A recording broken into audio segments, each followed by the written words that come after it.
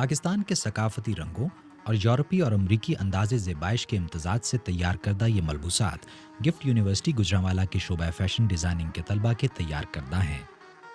اسلام آباد میں ہونے والے فیشن ویک میں جہاں ملک کی فیشن انڈسٹری کے نمایاں ناموں نے اپنے ڈیزائن پیش کیے، وہیں اس شعبے کے نوآوردگان کو بھی موقع دیا گیا کہ وہ اپنا ہنر بین الاقوامی سطح پر پیش کر سکیں۔ Basically, my all theme was related to the Bohemians, the unconventional lifestyle of America and of Pakistanis, a blend of West and East. So all my collection was related to that. So that I have shown today.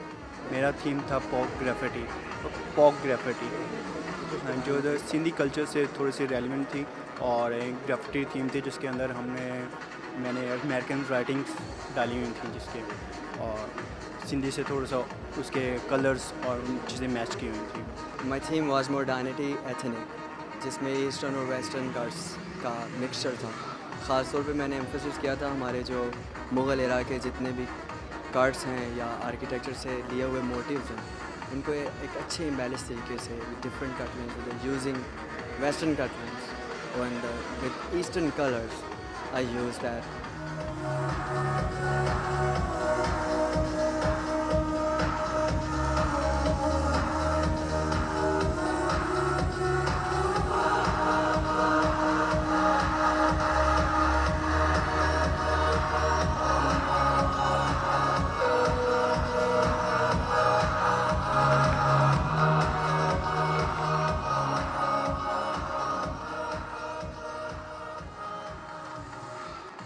Fashion shows میں دکھائے جانے والے ملبوسات کے بارے میں عموماً ایک سوال کیا جاتا ہے کہ یہ لباس پاکستان میں عام طور پر استعمال میں تو نہیں آتے، تو اس کا مقصد کیا ہے؟ فیشن عام بندے کے لیے نہیں ہوتی ہے، ایک چیز ہوتی ہے اسٹریٹ ویئر، ایک ہوتی ہے ہائی اسٹریٹ ویئر۔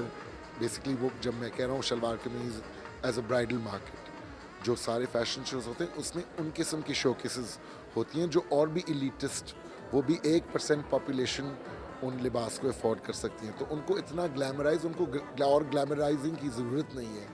وفاقی دارالحکومت میں اپنی نوعیت کے اس پہلے 4 روزہ فیشن ویک میں 22 ڈیزائنرز اور فیشن سکولز کے علاوہ ملائیشیا اور عرب امارات کے ڈیزائنرز کا کام شوکیس کیا گیا۔ منتظمین کا کہنا ہے کہ بھارت کے ڈیزائنرز کو بروقت ویزا نہ ملنے کی وجہ سے وہ اس میلے میں شریک نہیں ہو سکے۔